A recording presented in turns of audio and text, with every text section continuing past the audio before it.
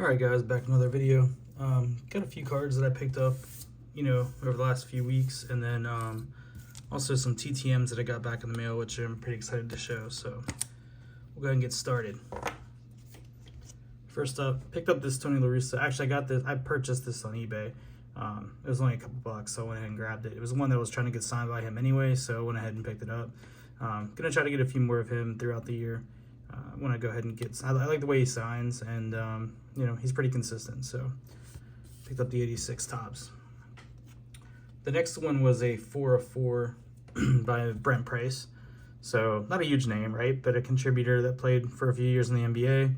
I remember the draft class obviously with Shaquille O'Neal, Mourning, Gugliotta, Chaney, and the Chaney was year after. But quite a few stars in that draft year.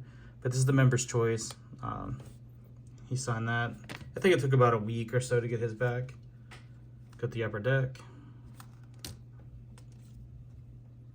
The Ultra. Pretty sweet card. And of course the Topps Gold. You always got to do a Topps Gold when you're trying to get cards signed, right? So I would have liked to have it in gold auto, but that just adds the complexity of the ask. So I went ahead and just did it in blue. It's what he typically uses.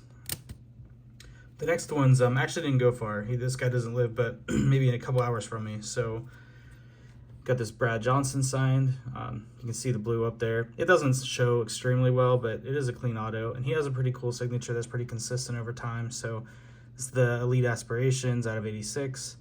Just thought it was a cool card to grab and have him sign.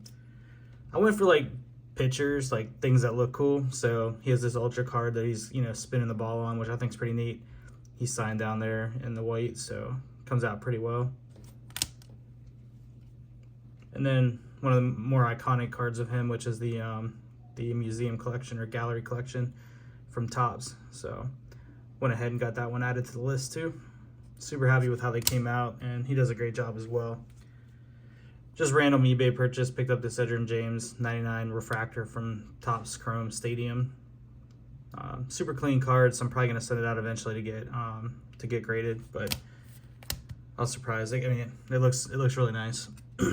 This card, these have gone up in value. The 93 Stadium Club First Day Productions, which I love these cards. These are the peak of my collecting years. So in terms of just as a kid and enjoying the hobby, and these were a massive chase, especially when you had 500-600 cards in a set, and the odds of getting one were about 1 per box, right? So picked up the Rickey Henderson. This one's eluded me for a while. I really wish I could have got this autograph back in the day, but dude definitely passed way before we anticipated, in terms of age and everything. So, and he was always such a good signer. I always thought that I'd have time to get this and get it signed eventually, but it's okay. I'm super happy to add it to the collection. It's pretty good. It's probably a PSA 8 or 9 at the most, so somewhere in that ballpark.